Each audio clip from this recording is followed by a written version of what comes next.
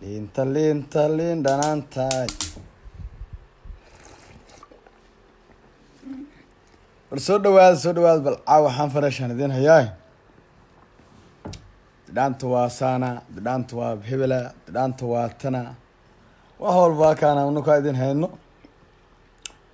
waa ninka oo sugayseen waa ninka usoo duceyneyseen waa ninka qaarkiin soo habaareyseen waa ninka qaarkiin beenta ka sheegeyseen waa ninka qaarkiin runta kasoo sheegeyseen caawa dee insha allahu waxaad wada sugayseen iyo sababtaan uxidhnaa ciddaan uxidhnaa iyo waxaan ahaa intaba insha allahu anigoo xor ah ayaan idinla wadaagi doonaa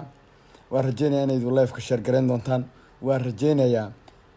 wax ka yar 15 minute inay dad aada u badan halkan soo fuuli doonaan insha allah anigana waxaad iga sugaysaan maxaad iga sugaysaan warbixin fiican oo qurux badan ay ku jirin canaan ku jirin dagaal ku jirin intaba insha allah idinla wadaagi doonaa balse waa goorma waa markii si fiican dadka leefka ay usoo bursamaan waa la iga dareemaya sama inaan liin soo cabi wejiga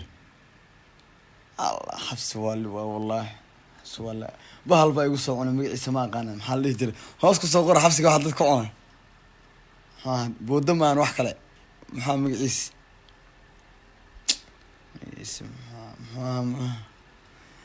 ii sheega magaciisa muxuu ahaa bahalka xabsiga dadku cuno magaciisa muxuu ahaa dhilqe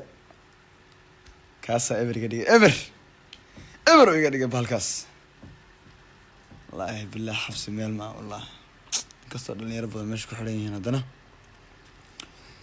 waan sugayaa kow ma joogno goormaa la xidhay waa ujeedaan dee inaan xoogaa rafaaday wejigii waad ujeedaan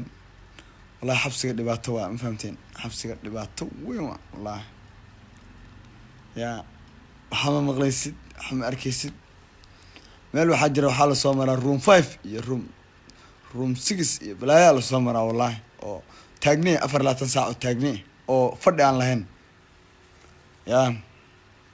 soo madoobaatay ma caddaan maa taala meesha waad ogtihiin caddaan maa taala hala share gareeyo live-ka wallaahi inaana caawa 600 ama 700 ka qof ka yar inaan waxba u sheegin runta idin sheegaa ka yar waxma u sheega ani dadaa share gareynen ii sheega marka insha allah waan rajeynaya inaad soo badan doontaan inaad xogtooda sugayseen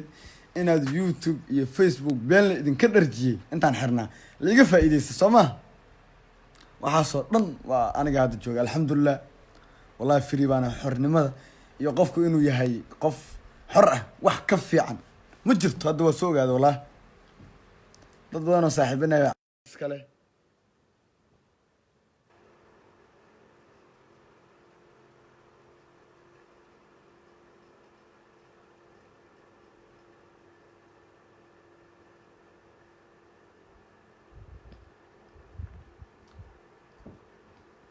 hala share gareeya dadka waa og MB-ga ugu yaro MB-ga idinku yaro marka koobaad Allah subxaanahu wa tacaala ii suurta geliyay inaan xorriyaddeeda dooba helaya mahad iskale anigoo faraxsan caawa anigoo xora anigoon xabsi ku jirin maskaxdayda taam tahay alxamdulillahi rabbil caalamiin marka labaad waxaan u mahad celinayaa dhammaan dadkii ka qayb qaatay in laisoo daayo oo igu horeeyaan familkayga iyo asxaabtii kale oo ay qayb ka ahaayeen xasan maalin oo runtii nin dhalinyaraha oo saaxiibanaya oo asaga laftirkiisu maalintii beejkan la xiri doono ka hor aan maaragtay qoraal aan u qalmin oo asaga laftirkiisa aan u fiicnayn aan halkan kasoo dhigay oo maaragtay saaxiibkeena si life aan uga raali gelinayo qaybna kaa maanta in lasoo daayo waxaa kaloo rabaa inaan halkan uga mahad celiyo dhammaan saaxiibadii kale oo nimcaan ay ku kaahayeen iyo maxkamadda gobolka banaadir guddoomiyaha maxkamadda runtii iyo dhammaan dadkii laalay maxaa la dhahay dacwaddii iyo maxaa la dhahay wixii sharcigii ma garanaysaa wixii la haystay marka walaalayaal dhammaantiin sidaad ogtihiin qofku wuxuu dadka kala bartaa markay dhibaato kula soo daristo markii aad xaalad dareento ayaad maaragta wax walba kala ogaanaysaa alxamdulilah maanta waxaan ogaaday dadka cadowgayga dadka kale dadka beenta ii sheego, dadka ii qoslo, dadka maaragtay laakiin aan horumarkayga iyo maxaa dhahay wanaagayga aan rabin, balse jecel inay markasta god igu ridaan. dadkaas ayaan runtii kala bartay. fanaaniin soomaaliyeed, shacab soomaaliyeed ayaa ii soo duceeyey, ayaa maaragtay ilaahay ii baryay inuu ilaahay xabsiga soo daayo. kuwaasoo maaragtay ilaahay uu ka maaragtay ducadoodii uu ii aqbalay, alxamdulilah ayaan leeyahay. waxaan rabaa inaan idinka sheekeeyo wixii iigu daraa xabsiga aan kusoo arkay, wixii iigu la yaabka badnaa xabsiga kusoo arkay, dhibaatadii ugu weyneyd oo maaragtay aan xabsiga kusoo arkay, anigoo hadda faraxsan caawa oo dareemaya inaan dhibtaa ka soo baxay. sidaa hadda aada wada dareemaysaan, codkayga uu xidhan yahay, codkii aada iga ogeydeen maaha. codkaas wuxuu ii xidhmay waxa weeyaan dhibaatadii aan xabsiga kala kulmay, nadaafad daradii haddii ahaan lahayd, cunto xumadii iyo maxaa lahay waxyaabihii kala duwanaa oon meesha kusoo arkay. runtii anigoo ka fikiraya ammaankayga iyo xaaladahayga gaarka, ma doonayo waxyaabo badan oo negative inaan sheego, laakiin wax yar baan ka dulmarayaa. waxa weeyaan sidaad wada ogtihiin oon horeyna idinku sheegay, aniga kiiska uu ka madax bannaan yahay wax hadda youtube-ka iyo facebooka la wareejinayo oo ah inaan shabaabnimo iyo wax lamid aan ku xidhanahay. waxaan idiin sheegay arrintaas inayna sal iyo been inayna raad sal iyo raad toona ayna lahayn. aniga aan qofkaa taqaani inaan ahay, meesha aan ka imid iyo cid kastoon ahay iyo backgroundkayga dhanna la wada ogyahay, oonan anigu waxaasaana ku lug lahayn. taasina ay keentay in si fudud oo alxamdulilah ilaahay baa ku mahadsan aan maanta xorriyaddeeda ku helo. aniga habeenkii isniinta ahayd ayaa waxaa laiga soo wacay degmada saldhigga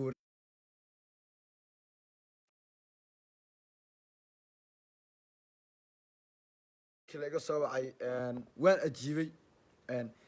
waan ajiibay runtii, waanan tegey. markii la yidhi dacwad baa kaa taalo, dhibaatada ugu badneyd oo maxaa la ugu xumeyd meeshaan kala kulmay waxaa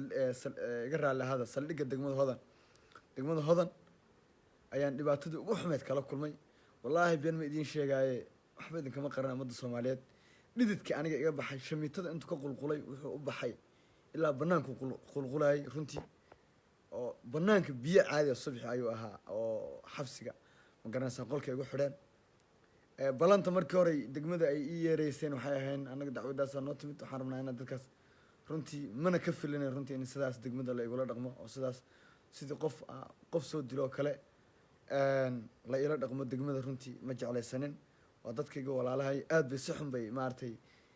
oonan jeclaysano qof muaadin soomaaliyeed aan loola dhaqmin bay ila dhaqmeen. xataa waxaan ku yihi biyaan ku tukada ii keena, wallahi ma ii keenin. biyaan ku tukada hataa way ii diideen. habeenkii 2 saac meeshaan istaagay saldhigga, qol madow oo maxaa la dad lagu xidhxidhi jiray, oo waxa yaala qashinka iyo bahla galeenka, waxa yaala aadan malaysan karaynin baa runtii baa la igu soo xareeyey. salaadeed waan iska niistay, alxamdulillah waan iska tukanayay. waxa iswadaba waagi waa ii baryay. runtii aad bay maaragtay ii dhiftay arrintaas, oo sida hadda dhafoorkayga ama wejigayga ka dareemi kartaan in dhibaato badan maaragtay iyo oo arrimo badan runtii inaa wejigayga waad u wada jeedaan, qofkaad wejigiisa taqina inaan ahayn. runtii xabsiga dhexe caadi buu iska ahaa. xabsiga dhexe ayaan ku xirnaa sidaad ogtihiin, oo gaal shiro haggaasaan ku xirnaa. aad bay ii soo dhaweeyeen maxaabiista runtii si fiican ba meeshaas. waxaa weyaan ciyaalkii maxaabiista way soo dhaweeyeen. meesha waxaan ugu tegay niman wax walba la socda. waxaan dhahaye adigana ma noo timid, soo dhawow, caruuska soo dhaweey, waa kuu sacbinayaan. maxaabiista niman fania weyaan, soo dhawow way sacbiyaan. si fiican bay ii soo dhaweeyeen. marka ciqaabta iyo maaragtay qof maxbuusa wixii la marsiinin baa la imarsiiyey. qof fanaana iyo qof xasaanad leh iyo qof shaqaale sina waxaas la ilama dhaqmin. laakiin midda aan marnaba iloobeyn waxa weyaan degmada, waan ii sheegaya degmada hodan wallaahi bilaahi tallaahi. hadda markaan soo maray alaabbaa iga tiilay, been madish waan is celinayaa. xataa markaan galay dadka kasoo baxa waan nacay, ma arki karo wallaahi, waan dhibsanayay. yacni waad dareemi kartaa meel qof lagugu ciqaabay oo aada lagugu dhibaateeyey, waad dareemi kartaa xanuunka iyo dhibaatada ay leedahay. subaxii xitaa markii anoo gacmaha ka xidhan lasoo bixiyey, taliyaha degmada wuu joogay u canaantay xitaa nimankii wuxuu yihi ka furo fanaanka katiinada maxaad u katiinadaysaan oobigaa la iga qorayay marka waa la iga furay inkastoo markii dambena laigu celiyey ilaa si dhiida ilaa maxkamadda aan ka tegaayo ilaa xabsiga aan katiinadaysnaa on gacmaha aan ka xirnaa haddana de waxaas nin ragaa loo yahay ragga dad madaxweyneyaal ayaa soo maray xabsi qofkii ugu horreeyey bay runtii taas marka dhiirigelin bay siinaysaan laakiin wallaahi waxaan ku sigtay xitaa inaan soomaali ma ihi yani sidii degmada la igula dhaqmay runtii dhibaatadaas ugu weynna ninka ii geysta waxaa taliya ku-xigeenka degmada inaad wada garanaysaan ani waxba igama gelin inaad wada garanaysa waan filayaa taliya ku-xigeenka degmada hodan ninka sidaas ciqaabay isaga ayuu ahaa runtii si bini aadamti wuuna khiyaamay markuu ila soo hadlaayay wuxuu dhihi karay dacwad baa kaa taalla maadaama hadda amarkii saldhigga ajiibtay berri noo soo laabo si dacwadaada loo qaado laakiin alaabtii iga teleefanadii u qaaday waxaan ku odhi niyow reer baan kasoo tegay famil baan kasoo tegay hooyi yaa jooga dad badan baa jira waa la iga walwalayaa walaal waxaan doonayaa inaan familka la hadlo maadaama aad xidhayso runtii taliya ku-xigeenka degmada igamuusan ogolaanin inaan familkayga la xiriiro arrintaasna ma artay bini aadamtinimada ma ahayn wax qurux badanna ma ahayn qof walaalkaa ood garanayso oo ajiibay maxaa la dhahay amarkaagii in sidaas loola dhaqmo runtii waa rajeynayaa inay daawanayaan taliyaasha iyo dadka xukuma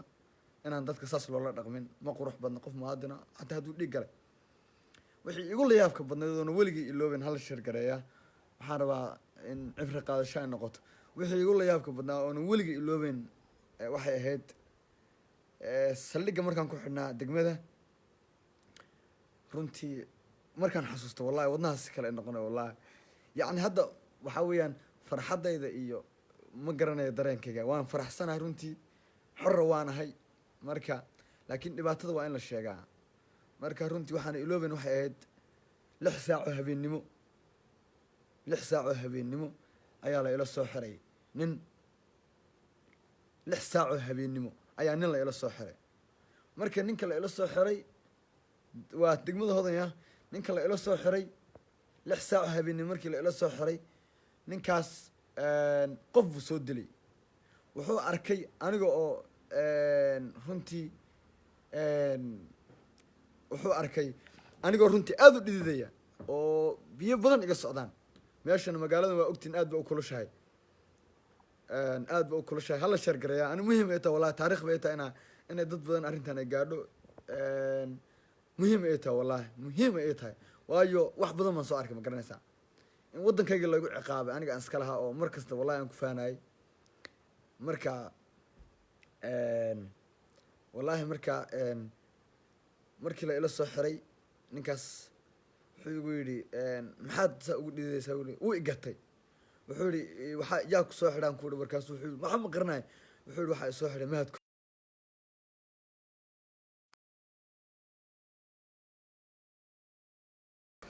teleefonkaa loogu sheegay in la xidhaay lagu soo xidhay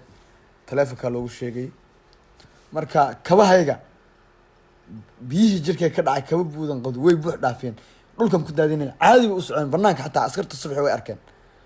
marka dhibaatada waxaan uga sheekeynaya waxa weyaan dadka inay dareemaan marka waxaan maqli jiray dadka libiya ku dhibaataysayin dadka libiya kuma dhibaataysan xamra ku dhibaataysayin libiya iyo waxaa la idin tusay been waanin dadka inta ku dhibaataysayin ma fahamti marka alxamdulilah waan rajeynaya hay-adaha xuquuqda aadamaha u dooda inay arrimahaas wax badan kala socon doonaan dadka dhibaataysan markii la ila soo xiday wiilkii aan sheekada idinka qasina adinkana saad ugu cibro qaadataan wiilka markii la ila soo xiday u sheegay marka waxaa la isoo xiday wuui wuuna igartay cabdidhaanto saadi maha marka wuxuu yihi maxaad cabdigood newsaan ugu dhididaysaa maxaad kuleylka markaasaan ku ihi niyahow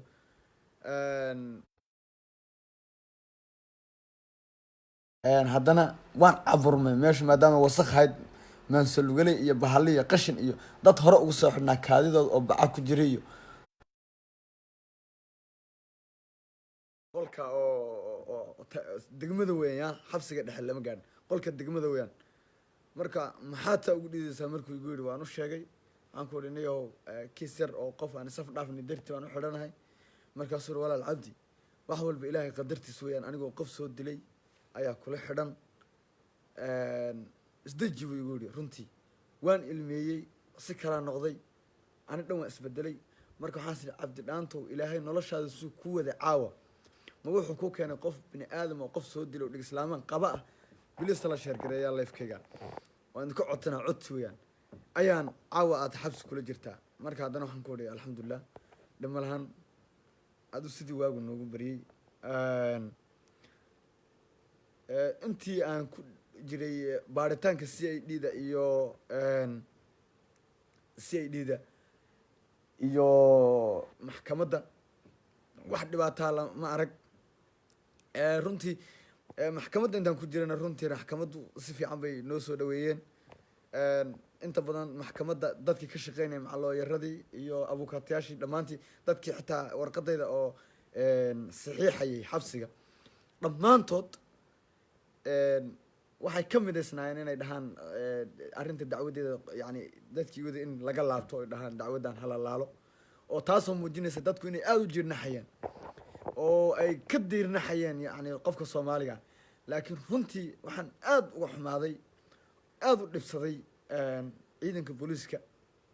ku sugan degmada sida ila dhaqmeen wallaahi qof muwaadinaan ahay walaalkood baan ahay ma qurux badna inay sidaas ila dhaqmaan ma wanaagsanayn qof wax soo dila maan ahayn faldambiyeed ma la igu soo qaban qof biliisa la sheergareeyaa hala sheergareeya maynan qurux badnayn waa rajeynayaa runtii dhibaatadaas iyo dhididkaas ana iga baxeen ayaga xanuun ma dareemayaan caawa laakiin qofka wax dareemaya aniga weyaan waan u mahad celinaya dadkii soomaaliyeed iisoo duceeyey waad mahadsantihiin waan ogahay dadka qoraalada qoraya ka idinka dhammaha qalbigiina inaad ku faraxdaan xabsi dhibaatada u leeyahay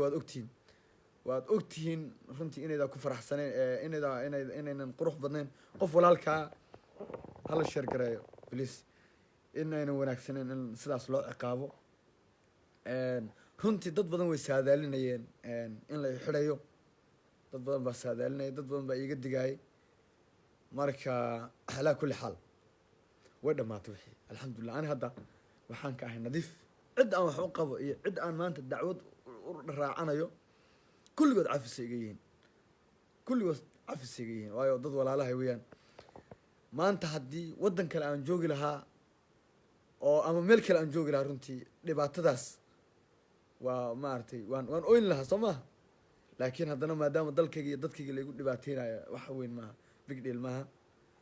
waxaan halkan ka caddaynayaa inaanan jirin maaragtay dacwad hadda la ii haysto inaysan jirin eedeymo la xiriira al-shabaabnimo iyo wax la halmaala inaynan jirin waxyaabo maaragtay kale oo la igu haysta inaysan jirin oon ka ahay maaragtay wax walba nadiif dacwadeedina gebi ahaanba laga laabtay 3 habeen aan xirnaa habeen waxaan ku xirnaa saldhigga degmada hodan habeenkii aan facebooka soo dhigayay waxaa kaloo rabaa inaan idiin sheego facebooka markii aan soo dhigayay maxaa la dhahayay aan soo dhigayay qoraalka wallaahi bilaahi qoraalka anigaa gacanteeda kusoo qoray taleefanada banaankaa laiga reebay anoo saldhigga ku dhex xidhan mooji meelaan taleefon ka keenay waa ibaadheen askarta markii dambena indhahan u shatay subaxii bay ahayd subaxii aan soo dhigay boostiga taleefonkiina meesha ku tuuray ayaga u taallaa marka alxamdulilah cafowna lilah ilaahay dartii qof walba waan cafiyey marka cid kasta waan cafiyey xitaa dadka i caynaayo kulliga waan wada cafiyey ilahay dartii waan ku cafiyey waxaan ka gaabsan doonaa insha allahu waxyaabaha beersinaalka oo dadka gaar aan ku ataagayo waan ka gaabsan doonaa dadka youtuberska oo sida khaldan iiga faafiyey xogaha khaldan waxaan idinka codsanayaa qof kasta oo lifekayga daawanayo iyo qof kasta oo lifekayga daawan doona waxaan idinka codsanayaa dhammaan dadka videogiisa isticmaalay inaan ka wada saari doono youtuberska ballan ilaahay waa ballan ilaahay waxaan ballan ku qaadnay insha allah igana caawiya dadka daawanaya dhammaantiin iga caawiya hadduu ilaah yidhaahdo si dadka youtubeyada isticmaalayo oo wejigayga isticmaalayo in aydu igala saartaan hawada videogi iyo maxaa la dhahay waxyaabaha sumcadarada aniga ii keenayo oo la iga fidinayo dadka iga fidinayo dhammaantood inaad igala shaqaysaan sidii aan uga saarinaan gebi ahaanba baraha youtube-ka iyo baraha facebooka inaan meesha ka saaro igala shaqeeya dadka sida qaarka it-ga ugu takhasusay iyo hakariska youtuberska sida loo xidho dad badan way ila soo xariireen kuwa kalena waxaan rajeynaya inay ila soo xariiri doonaan whatsappkayga pagekaygu inta badan saaran yahay inay ila soo xariiri doonaan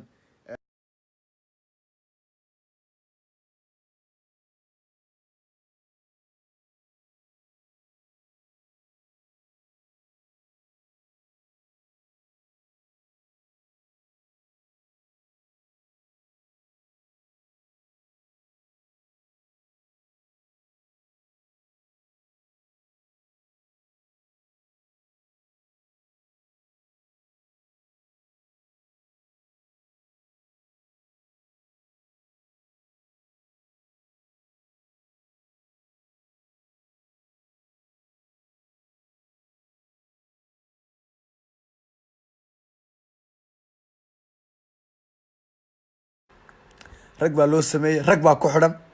kumanaan kun baa ku xidhan kumanaan 1 2 3 si gaara waxaan uga codsanayaa ra-iisul wasaaraha Soomaaliyeed madaxweynaha Soomaaliyeed waa idaawanayaan live-keygana waad gaarsiin doontaan ilaahay baa idinku dhaarshay rasuulkiisa idinku dhaarshay dadka idinka mas'uulka ah waxba idin ma sheegay laakiin waxaan idinku codsanayaa inaad booqato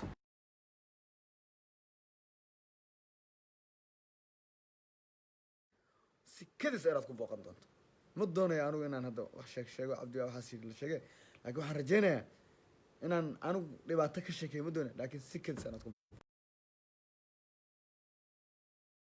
madaxweynaha kulligiin taliyaha xataa ma si kadis iyadoo looga inaad booqato xabsiga dhexe xaaladaas inaad wax ka soo ogaato bas anu ma sheegay hadda inaan wax ka sheegana ma doonayo laakiin inaad soo aragto waxaa igu filan 3 habeen oo taagnida aan kusoo qaatay codkayga iyo muuqaalkayga waxa dhan isbedeleen taas maartay waan u mahadcelinayaa si gaar iyo si guudba in alla intii gacan ka geysatay si gaara waxaan horeen waan u sheegay xasan macalin walaalkay xasan macalin raali gelin baan halkan ka siinayaa maalin dhaweyto facebookiisa aan kusoo qoray al-shabaab nimi wax lamida walaalkay oo gif ku ah hadalkaas waan ka raali gelinayaa waxaa fanaaniinta Soomaaliyeed oo ii gurmatay